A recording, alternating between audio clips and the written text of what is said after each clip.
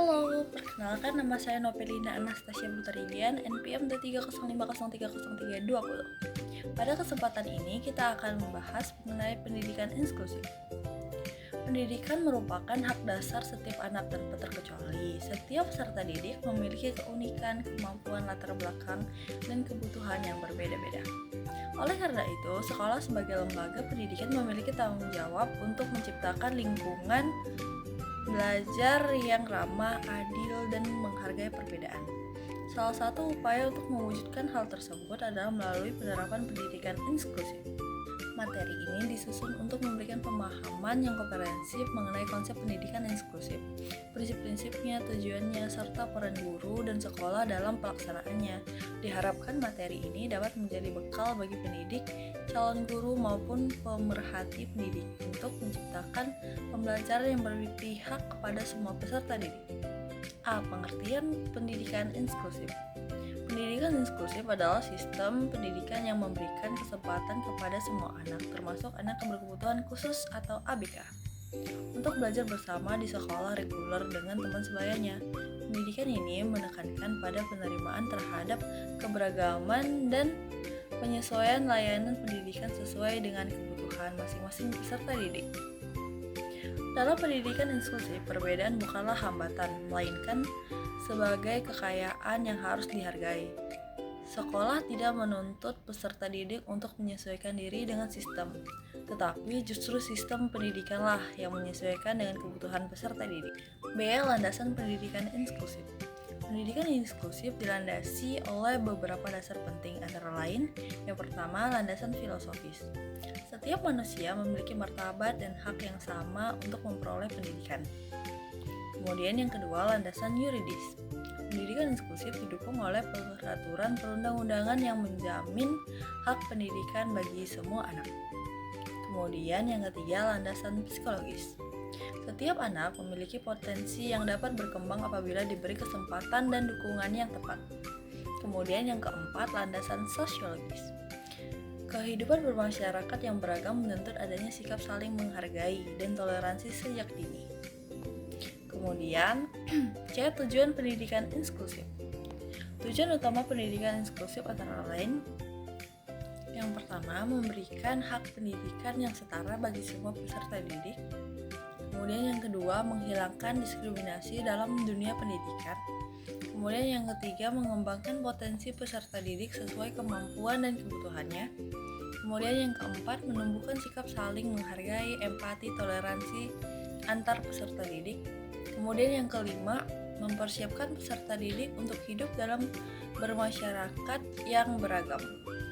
D. Prinsip-prinsip pendidikan inklusif. Pendidikan inklusif dilaksanakan berdasarkan prinsip-prinsip sebagai berikut. Yang pertama, kesetaraan. Semua peserta didik memiliki kesempatan yang sama untuk belajar. Kemudian yang kedua, keberagaman. Perbedaan individu dihargai dan diterima. Kemudian yang ketiga, aksesibilitas. Lingkungan belajar harus dapat diakses oleh semua peserta didik. Kemudian yang keempat, partisipasi aktif. Semua peserta didik dilibatkan dalam proses pembelajaran. Kemudian yang kelima, kolaborasi. Kerjasama antar guru, orang tua, sekolah, dan tenaga ahli. Kemudian E. Karakteristik sekolah inklusif. Sekolah inklusif memiliki ciri-ciri sebagai berikut. Yang pertama, menerima semua peserta didik tanpa diskriminasi. Kemudian yang kedua, menyediakan layanan pembelajaran yang fleksibel. Kemudian yang ketiga, guru memiliki sikap terbuka dan empati terhadap peserta didik. Kemudian yang keempat, adanya kerjasama antar guru kelas, guru pendamping, dan orang tua. Kemudian yang kelima, lingkungan sekolah yang aman, ramah bagi semua anak. F. Peran guru dalam pendidikan inklusif. Guru memegang peran penting dalam keberhasilan pendidikan inklusif, diantaranya: yang pertama, mengidentifikasi kebutuhan belajar peserta didik. Kemudian yang kedua, menyusun strategi dan metode pembelajaran yang bervariasi. Kemudian yang ketiga, menyesuaikan materi dan penilaian sesuai dengan kemampuan peserta didik. Kemudian yang keempat, menciptakan suasana kelas yang inklusif dan menyenangkan. Kemudian yang kelima, menjadi teladan dalam menghargai perbedaan. G. Contoh penerapan pendidikan inklusif di sekolah. Contoh kasus di sekolah ialah di sebuah kelas terdapat seorang peserta didik dengan hambatan belajar. Guru tidak memisahkan peserta didik tersebut, melainkan memberikan pendampingan khusus dan memodifikasi tugas agar sesuai dengan kemampuannya. Peserta didik lain juga diajak untuk bekerja sama dalam kelompok, sehingga tercipta interaksi sosial yang positif. Dari kasus tersebut terlihat bahwa pendidik inklusif tidak hanya bermanfaat bagi anak berkebutuhan khusus, tetapi juga bagi peserta didik lain dalam membangun sikap empati dan kerjasama.